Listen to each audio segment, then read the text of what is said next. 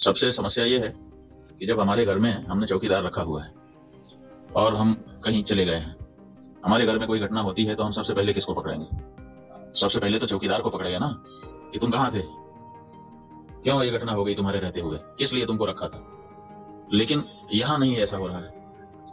यहां जो है कहते तो हैं कि हम चौकीदार हैं, लेकिन चौकीदारी अगर की गई होती, आज चौकीदार अगर अपने काम में पक्का होता है तो उसके ऊपर आक्रमण करके उसको कोई मार दे, लेकिन फिर कहा जाता है कि इस चौकीदार ने अपना निभाया। यहां तो कुछ पता ही नहीं है, कोई लड़ा ही नहीं उनसे, किसी ने उनको रोकने की कोशिश ही कहीं नहीं की। वो आए, घटना की, आराम से चले गए, कहीं पर उनको कोई बाधा नहीं है। कहां है चौकीदार? और चौकीदार के बारे में चर्चा ही नहीं हो रही। अब कह रहे हैं हम उनको सबक सिखा देंगे, हम ये कर देंगे, हम वो कर देंगे। पाकिस्तान की धरती से आए थे।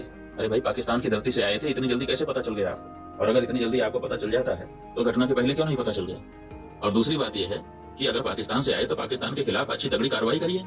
आप कह रहे हैं कि हम सिंधु नदी का जल रोक देंगे। आपके पास जल को रोकने या उसको डाइवर्ट करके अपने ही देश में रख लेने का कोई उपाय ही नहीं है।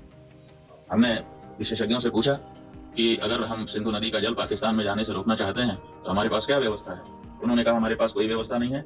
अगर हम आज से शुरू करें कि ऐसी व्यवस्था हम बना लें तो पैसा कितना लगेगा वो तो अभी पूछिए ही मत। अगर पैसा पर्याप्त दे दिया जाए, पैसे के कारण एक दिन भी काम ना रुके, तब भी 20 साल लगेगा, तब हम सिंधु नदी का जल रोक पाएंगे। तो ऐसी परिस्थिति में हम ये कह दे रहे हैं कि हम सिंधु नदी का जल रोक लेंगे। और टेलीविजन के एंकर हमने सुना वो कह रहे थे बूंद बूंद के लिए तरसेगा पाकिस्तान, एक गिलास शुद्ध पानी नहीं मिल पाएगा, खेती नष्ट हो जाएगी, बिजली नष्ट हो जाएगी, ये हो जाएगा, वो हो जाएगा।